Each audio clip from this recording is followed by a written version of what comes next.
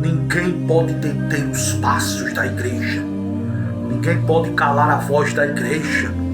Prisões, fogueiras não podem impedir o avanço da igreja.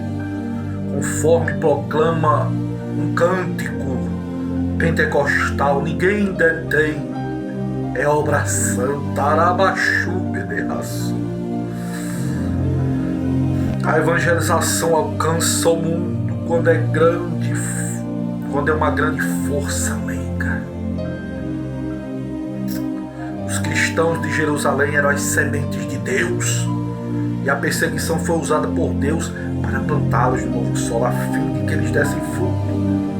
A evangelização, meu amado, não é um programa, mas tem que ser um estilo de vida. O projeto de Deus é o evangelho todo, por toda a igreja, a todo mundo, a toda criatura em cada geração. É o projeto de Deus. Dos 7 homens que foram nomeados como diáconos, lá estava Filipe e Estevão. Filipe foi a Samaria. Filipe não era apóstolo, era um diácono, mas era um ganhador de almas. Ele foi a Samaria e impactou a cidade com o evangelho. Era um homem cheio do Espírito Santo, a Bíblia diz, de fé e de sabedoria. Filipe tinha uma vida, mas também tinha um testemunho tremendo. Pregava aos ouvidos, mas também pregava aos olhos. A evangelização exige um investimento de dinheiro, de tempo, de vida. O grande esportista londrino Studd certa vez disse: se Jesus Cristo é Deus e Ele deu a sua vida por mim, nada é sacrificial demais que eu possa fazer por Ele. A igreja que não evangeliza precisa ser evangelizada.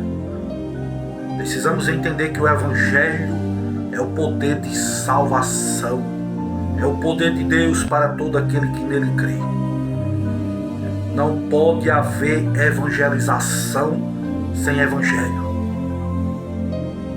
Uma vez que a evangelização cristã pressupõe as boas novas de Jesus Cristo. Um homem chamado Thomas destaca 4 pontos importantes na pregação de Filipe na cidade de Samaria. Vemos aqui o pregador, a audiência, a mensagem e o resultado. Filipe era o pregador, os samaritanos eram a audiência. Jesus era o conteúdo, e o resultado foi que houve grande alegria nos samaritanos. Vemos que o evangelho rompeu a barreira do preconceito. Os samaritanos eram um povo mestiço, meio judeu e meio gentil, produto de um processo de miscigenação com os pagãos. Começaram a falar numa língua misturada, se opuseram à reconstrução do templo de Jerusalém no século VI e depois no século IV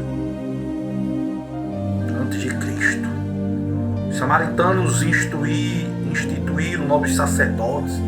Era um povo que rejeitavam o Antigo Testamento, a não ser o Pentateuco. Eles não citavam com os judeus. Mas Jesus também veio para salvar os samaritanos.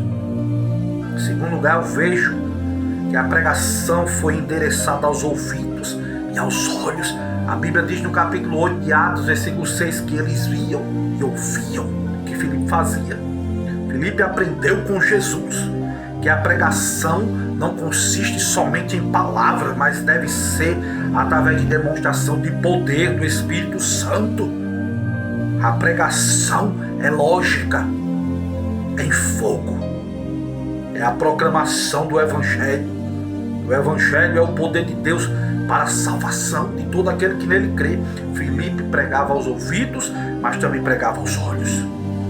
Aleluias! Hoje há gigantes do saber nos púlpitos, mas há nãos de poder.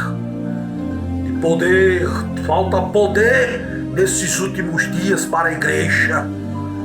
Em terceiro lugar, meu querido, eu vejo que quando Filipe pregava em Samaria, houve prodígios, houve impacto, houve alegria. Hoje as pessoas escutam belos sermões, mas não veem vida. A igreja é mais conhecida pelos escândalos do que pelos milagres. A igreja está divorciada da pregação de vida. Antônio Vieira pergunta se a boa semente produz a 30, a 60 e a 100 por um, porque hoje a semente não produz nem a 1%. Por quê? A verdade é que hoje a igreja prega apenas aos ouvidos e não aos olhos. Vale destacar que os diáconos Estevão e Filipe operaram milagres. Warren Wiersbe diz com razão que os samaritanos que ouviram o evangelho e creram foram libertos das suas aflições físicas, da possessão demoníaca e, acima de tudo, dos seus pecados. Nos tempos apostólicos, a possessão demoníaca não diminuiu. Pedro expulsava os demônios das pessoas que vinham até ele de cidades circunvizinhas. Apenas a sombra de Pedro curava.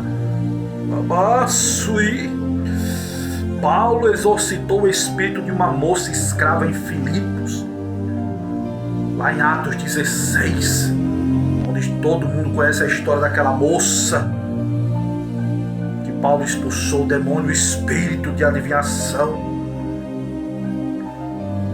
Do mesmo modo, Filipe expulsou os demônios dos samaritanos. A sua luta para alcançar os judeus e os gentios, Pedro, Paulo, Filipe sabiam que confrontavam a oposição de Satanás a Jesus Cristo de Nazaré. Hoje vamos terminar aqui falando somente sobre Filipe, mas na próxima pregação vou estar falando sobre Simão, o mágico que se opôs ao Evangelho de Cristo em Samaria. Se você gostou, compartilha este vídeo. Que Deus abençoe a tua família, meu irmão. Em nome de Jesus. Amém.